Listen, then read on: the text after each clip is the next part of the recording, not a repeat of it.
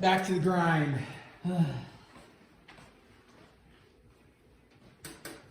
Functions. Yay. Inputs, outputs. We watched that for chicken last year, didn't we? Hazel hasn't watched it. We'll watch it again. You haven't watched it? When the boys are in here. Yeah, so we'll watch that for chicken. But a function, so not all equations are functions. Okay, so when we say, hey, a function is the same as an equation, it's not really true because we do state that if you have like y is equal to 3x plus 4, to turn this into function notation, we just say f of x is equal to 3x plus 4. Okay, so that's function notation, and so we say y is the same thing as f of x. But not all equations will be functions, and the reason is that by definition, okay, in a function, every x matches to one y, but a y can match to multiple x's. Yes, exactly. So in that, like the equation of a circle is not a function because it has x values that match to multiple y's. And you can tell this by doing the vertical line test. The vertical line test is a quick way to look and say, if you can draw a vertical line anywhere through a graph and it intersects in more than one spot, then it's not a function. So what would that represent is this x value hits to this y and to this y, therefore not a function. Not a function. Now, if you have something that looks like this, a parabola, and you go to graph it, intersects in one spot, then yes, it is a function. Now, it doesn't if you do a horizontal line test, that's testing whether it has an inverse or not, which is something different. We talked about that in Algebra 2, and if it's one-to-one, but just a function, vertical line test whether it is a function, no, whether it is a function, yes, okay? So you can think of it though as f of x and y are the same thing when you're going to work with functions. Function notation just allows us to define things in a little bit different way to say, you know, you have something in terms of x, if you will. It allows us to understand that this definition is applying, and you can, and it's in some ways an easier notation for writing out if you have, like, hey, if I plug in 0, I output 4, you could just state f of 0 equals 4, which we would know we plugged in 0, we got out 4. So it's a little easier notation for that. Yeah, cool. Could you have, for a circle, could you have vertical line testing, could you have it be tangent to a point? You can, so you could draw a vertical line and it's tangent right there, that's only one spot of intercept. But if you can do a vertical line anywhere on the graph and it hits in two spots, then it's not a function. Yeah. So with this, also like to put something in function notation, like if you have v is equal to whatever it is, 1/3 pi r squared h, let's say, some sort of volume for a cylinder, I think. I'm sorry, for a cone, the volume of a cone, area of the base times the height. So, but if you have this is not in function notation because it's a volume in terms of, right, a radius squared and an h. The issue with this one is there's two variables involved there. So if we were going to put it in terms of a function notation, you'd actually have to write a kind of a funky notation. It would be v of r comma h is equal to 1/3 pi r squared h. So you have to make something like that. We don't see that too well. We don't work with ones like that too often, but we can. And we talked about that, if you recall, the profit functions in the last chapter, right? We did p of x comma y. Do you remember that notation? So, but if I gave you this, let's say you had z equals x squared plus 5x. If I wanted to turn that into function notation, all you would do is you could just do something like this and say z of, and then whatever variable is occurring over here, z of x. And it then tells us what's our input, what's our output, if you will, our domain and our range. Okay, so when we talk, I just mentioned the words domain and range.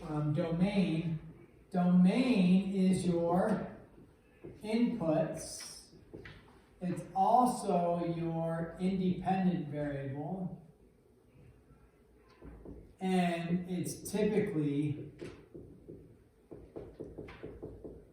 your x values. Now, it doesn't have to be x values because you could have other variables involved, but typically it's your x values or your x-axis, okay? So what is domain? Domain is your input. So on the test or something I'll ask, the key part is, hey, what are your inputs? You will say domain. Or if I said, hey, what is domain? You would say it's your inputs. Now, usually people are like, oh, it's typically my x values. What are your inputs? We really want to key in the word domain and range as inputs, outputs, okay? I just put typically x because that's usually what it is on the x-axis, but don't get stuck on that part. It is the independent variable, so it's the variable you plug in. The range, then, is your outputs. And the output, that's your dependent. And that would typically be your y values.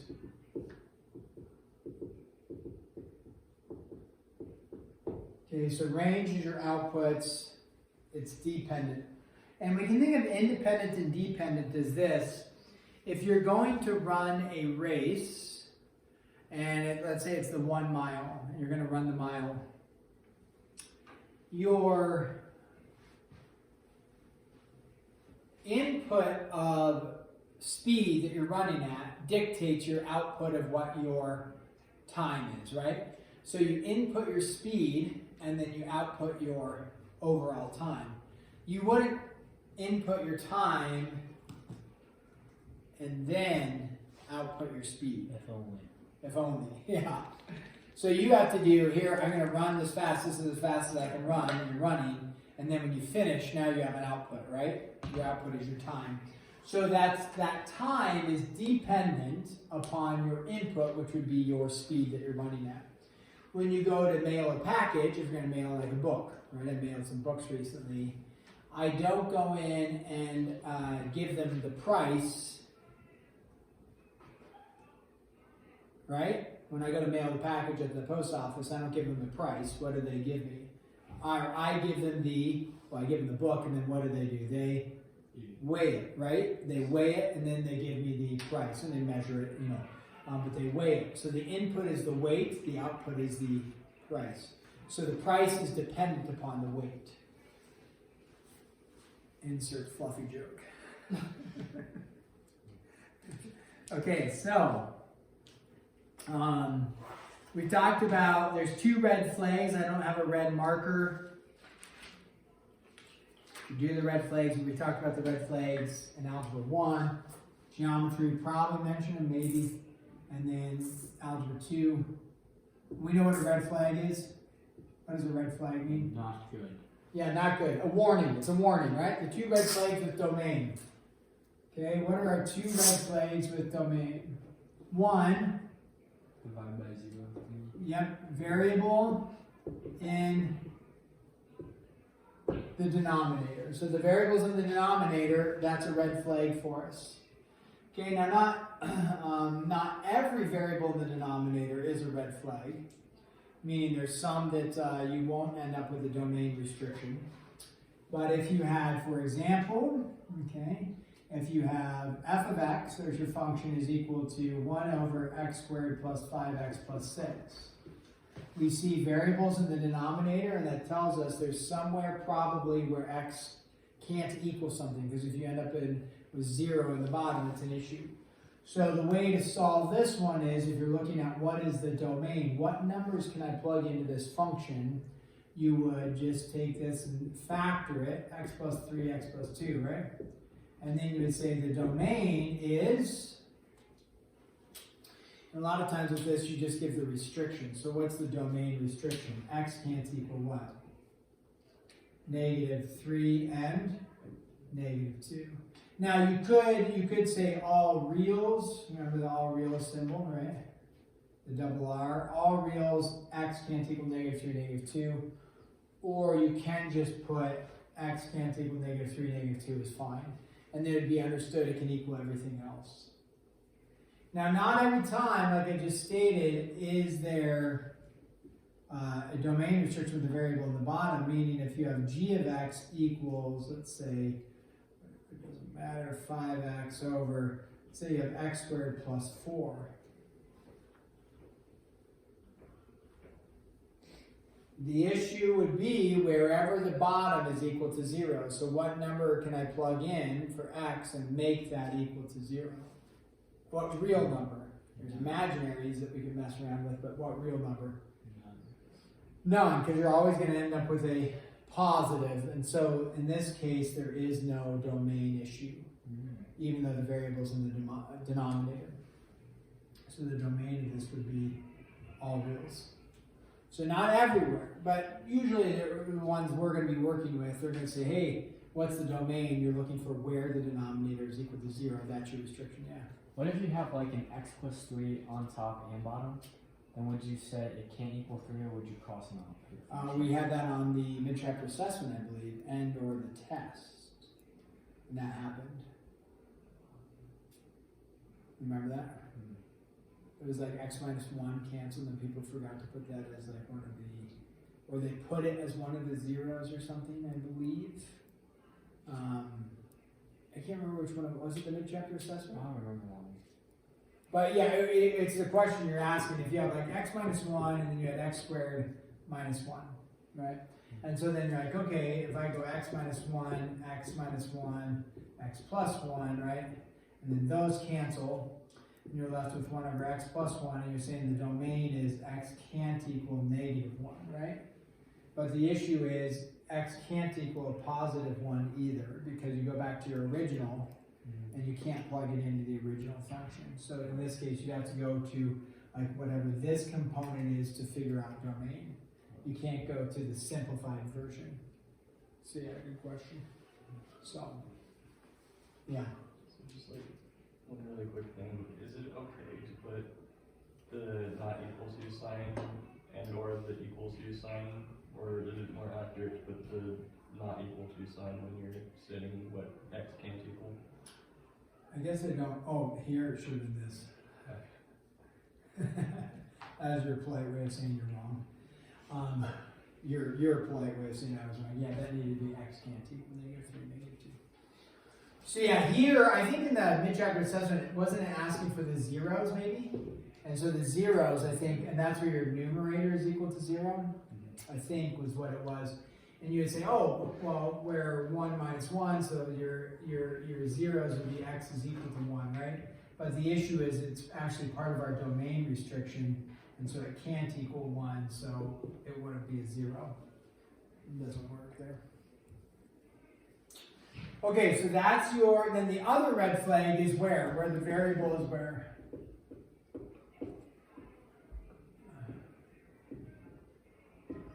Even index radical, okay? So if you had g of t equal to the square root of t minus 9, typically when we talk about domain for these ones, we don't put the restriction, we just put what it can be.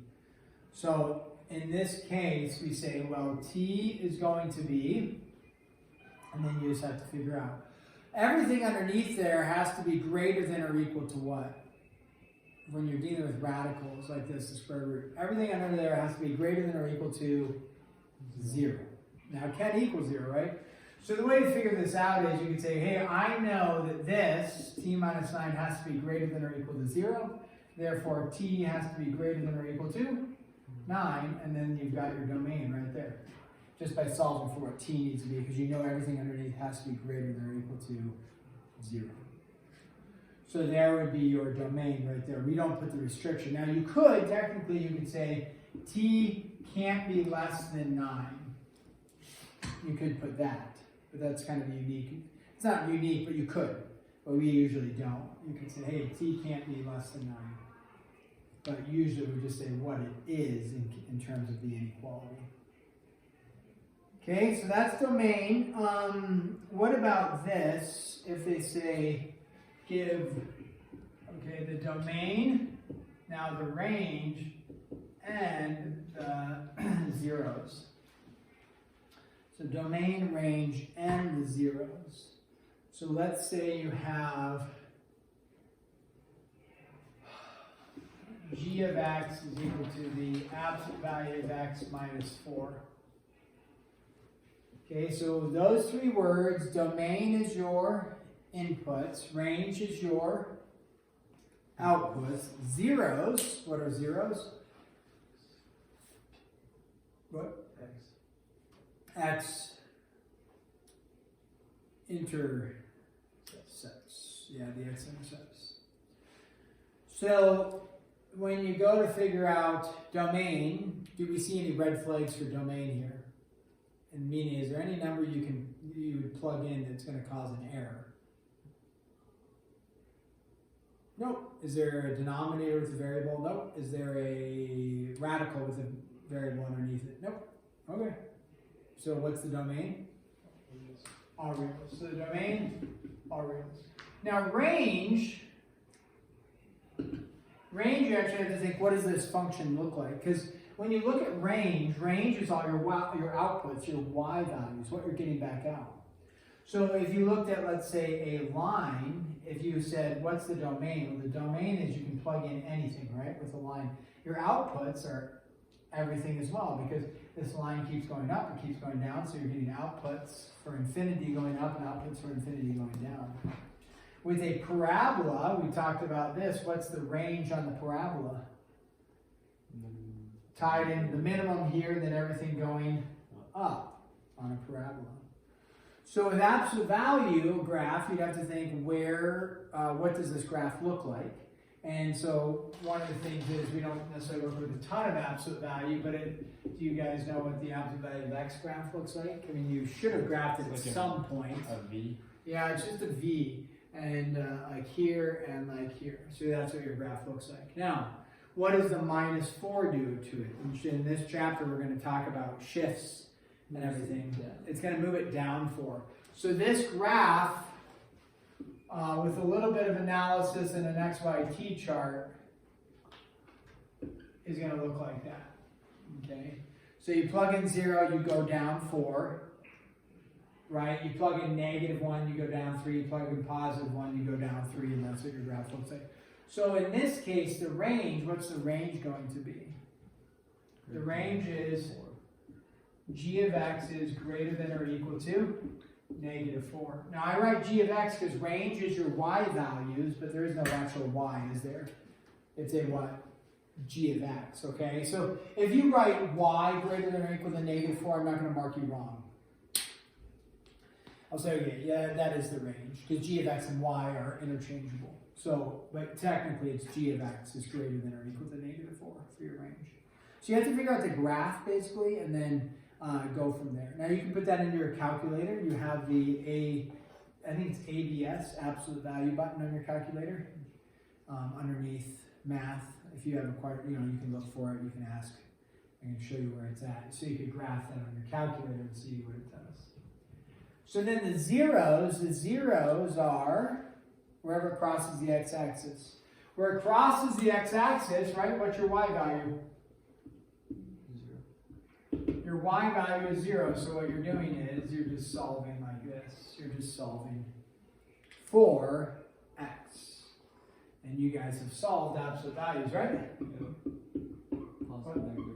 Plus or minus 4, so there's your zeros.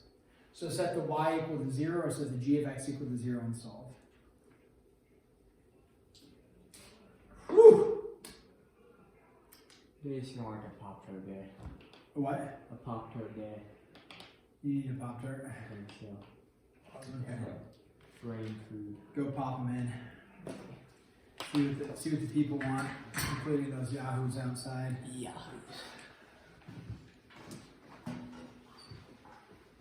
Let's block that hallway.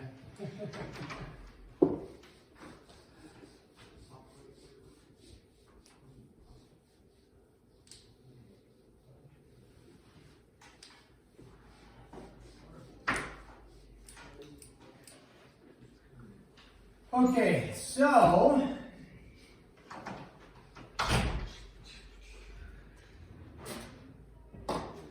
there is something called a function that I think in Algebra 2 we worked with. I don't know. There might only be one fudge. We could gamble with the mystery. That's strawberry. All the we got cookies and cream, What? You could look at the fudge. brown sugar. Wait, do you have cookies and cream? Why don't you say your cake cookies and cream or fudge? So you could do hazel with fudge. There's the cookies and cream. Flush your cookies and cream. Gonna restock with more of brown sugar. Junior hire's got a hold of those. They're wanking them up. And then here's your mystery strawberries. All the mystery ones are strawberry. And then strawberries are sort of grinding all. Okay, so we got Sheriff or Walker. This is for Western. For Hazel Cole. Nothing. Well, it's kind of a nothing guy right now. He's been on the kick of health. Well, I wouldn't say that considering what I'm packing in my lunchbox. So.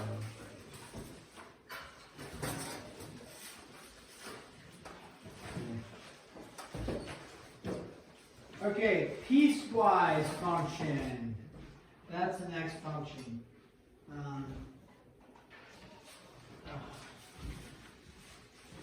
Okay. So.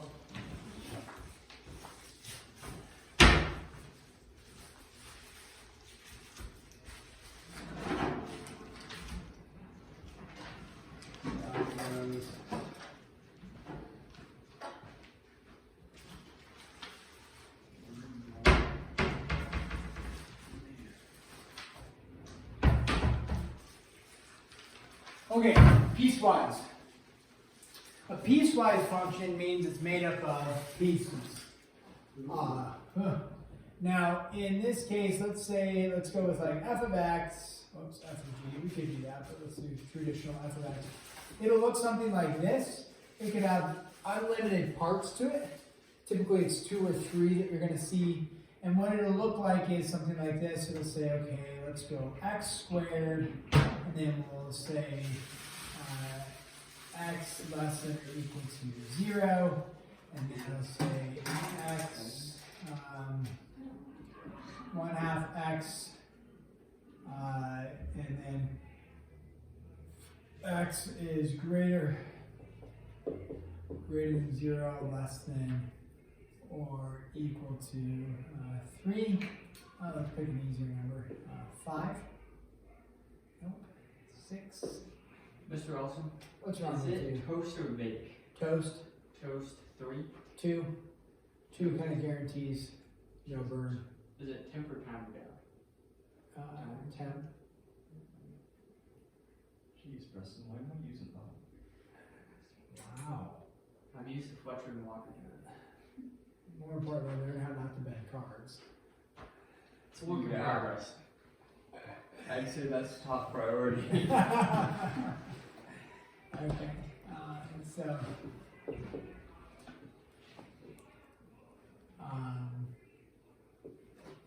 Okay, so it looks something like this. And what you do is if you went to graph this, now there'll be questions like what's the domain of this, okay? And then they'll also say what's the range, what's the zeros. Domain is you're looking for all the inputs. Now, when you look at this, maybe graphing it first will help us with the domain, and then we can decide. Well, with the domain and the range and the zeros, let's go with the graph. Let's do this.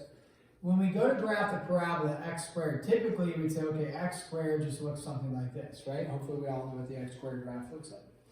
Okay, there's our x squared graph. But then we look and we say, well, what is, okay, for just x squared, what's the domain given for that? It is x is less than or equal to 0. So we can't do anything that is greater than 0, right? So it's just x is less than or equal to. Now it's equal to, so it's a closed dot, right? And so then it just is the left part of this parabola going up. But then we have to piece it together with the next phase. The next phase says 1/2 x.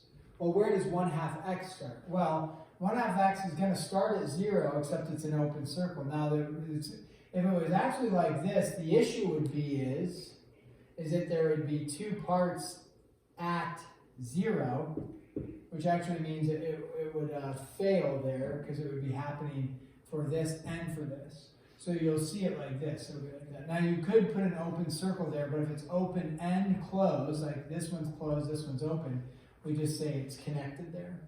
Then it's 1/2 x, so it's up 1, right 2, up 1, right 2, up 1, right 2, all the way out to where? 6, right? So this is 2, 4, 6. So 1, 2, 3, 4, 5, 6. At 6, it's a closed circle. And we connect the dots. Then at 6, we have x is equal to 3. I'm sorry, f of x is equal to 3. What kind of graph is this? Vertical. Horizontal. We're just saying y is equal to 3. What kind of graph is that? Horizontal. Horizontal. So, and I set it up so that it's like this, going out like that. So when we do that, we now look at the graph. What is the domain of all of this? What are the numbers you can plug in? Everything. All reals. All reals. All reals is if I plug in something for x, I'm outputting. Am I outputting? Am I outputting? Am I outputting something? Yeah. So domain is all reals. Now you can just look up here and say x is less than or equal to 0. I got 0 to 6 covered, and I have everything greater than 6. All my domains are covered. Now they could have something, right? What if they said this? Something like that. Well, then you know it stops at -2, and then your graph just stops there and then goes forward. That could be possible, right? So you have to pay attention to that and say, okay, it's actually just from -2 on. So your domain would be x is greater than or equal to -2, like that. It stops at -2 and nothing goes to the left. But in this case, that's not the one I set up for you. Okay, so range. What's the range? Everything greater than 0. Yeah, y is greater than or equal to 0 because it's at 0, and then you can just follow the parabola. Now, if there's only the horizontal line here, and there wasn't the parabola, if that parabola wasn't there, and you're just looking at this, you would say, okay, I'm starting at 0 vertically, I'm going up, up, up, up, up, up, then I hit 3, and then just go out. So it'd be like less than or equal to 3, greater than or equal to 0. But I do have the parabola. So there we go. How about the zeros? The zeros on this can be a little tricky, just in the sense of like, you don't just plug in 0 for y and solve, because it's like, well, if I plug in 0 for y, then I'm like, well, not all parts, not all parts are actually going to be the part going over the x-axis.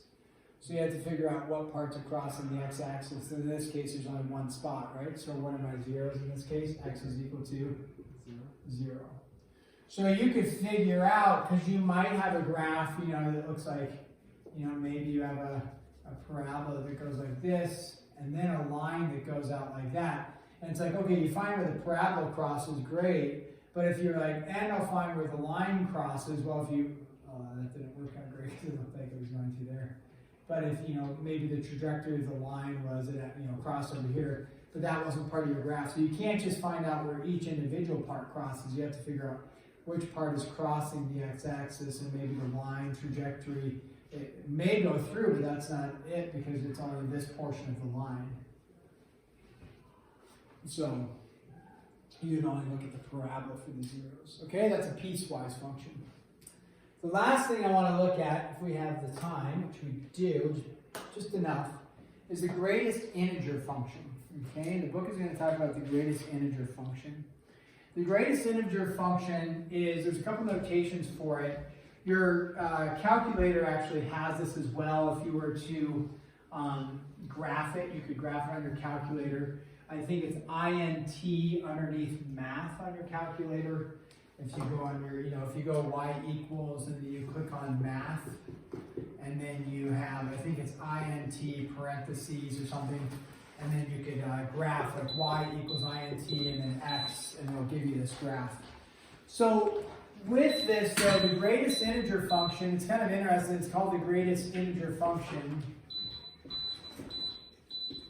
because you aren't actually looking at the greatest integer, if you will. You're actually looking at rounding. You always round down.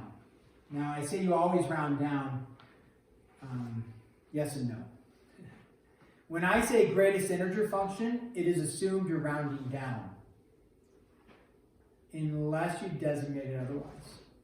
So, what that means is, it'll look something like this. Our book uses this notation. It'll go like this. So it doesn't actually say greatest integer function. It just has this upside down L, forwards and backwards. It's not an upside down L, it's a forwards L and a backwards L. Kind of a bracket but without the top. In like the calculus book, I think the notation is this, I believe. Okay, but they would tell you like this is the greatest integer function. There's just different notations, but they would state it. It's not like universal that this has to be the greatest integer function. There's different ways to state it, okay? So I'll tell you, or the book will say, hey, the greatest integer function. But if they only say the greatest integer function, it's always assumed you round down to the greatest integer, but you're always rounding down. Meaning, if we plug in, okay, if I say, what is f of 1.2? I would say 1.2, greatest integer, and you round down to an integer. What's the greatest integer that you're rounding down to? 1.2 will round down to 1. So then if you plug in 1.7, the natural thought would be is that you're going to round up, right? Because normally you round up. But you're not rounding up. Which way are you going to round? Down. What does 1.7 round down to? 1. And then if you had f of 1.99999, 1.99999, what does that round down to? 1. In order to get to 2, you have to plug in f of 2. Now f of 2 rounds, rounds down just to 2, right? But then what does 2.9 round down to? 2. Okay? So then so on and so forth, so you're jumping. Also known as, this could also be considered called the floor function because you're going down to the floor, right? You're rounding down to the floor. You could have, this book does do this, it will designate it as a ceiling function, and in which case a ceiling function, which way are you going to round? Up. But if I just say greatest integer function, what is it assumed? Which way are we rounding? Down. Okay, but what does it naturally feel like you should be doing with the greatest? Rounding up. Yeah. So if it's a ceiling function, though, then you get 1.1. What is that equal to on a ceiling function? 2. Round up to 2. Yeah. So you'll have a couple different problems that will designate it though as a ceiling or floor function. Okay. You see these like in parking garages, right? It's where it's like if you park for 1 hour and 1 minute, it rounds your time up to hour and a half or to 2 hours. They typically are not charging by the minute or by the second. They're usually charging by the half hour or by the 15-minute mark or by the 2-minute or hourly mark. And so they're rounding your time either up or down, usually up, right? So if you park for 59 minutes, you've paid for 1 hour. If you park for 1 hour and 1 minute, you're paying for 2 hours. So that's where a lot of times you'll see this actually in play for some of this stuff, okay? So what does this look like graphically if we do the greatest integer function? Well, if you think about this, if you plug in 0, you output 0. If you plug in 0.5, you output, we'll call this 1, call this 2, call this 3. So if you plug in 0, you output 0, plug in 0.5, you output 0. Once you get to 1, it's an open circle, right? When you plug in 1, what happens? It jumps up to 1. When you plug in 1.9, it's still 1. And then when you plug in 2, what happens? It jumps up to 2. And also you can think of it, I think, as people call it like a step function because you're stepping up. Okay? And then here, you have here going over, here going over, like that for the negatives. And so you would have to, you know, like that, sometimes a little bit of the challenge is what happens when you plug in like negative 0.1. Well, that's rounding down to negative 1. I know sometimes people have a little bit of a challenge. Does this pass our function test? You bet.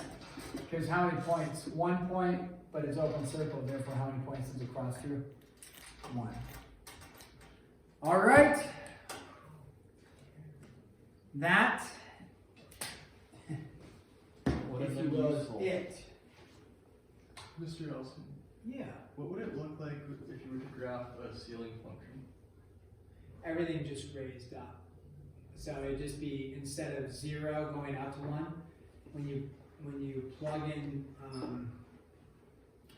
like 0.1, 0.1 raises up to 1. 2. Yeah. Or to 1. When you plug in 0 though, it's still 0. And so it actually, I'm getting your homework for you.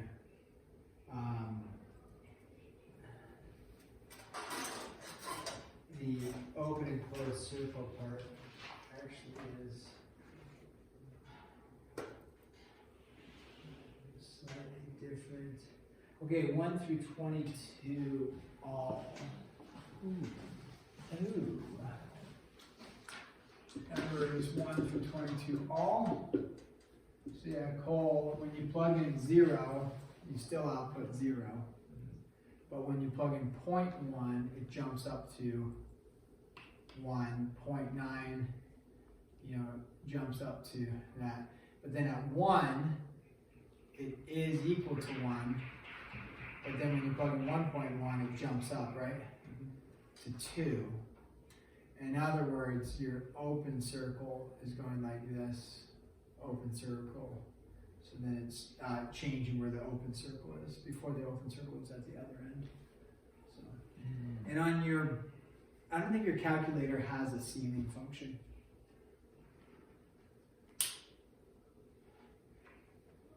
But you can multiply it by like a negative.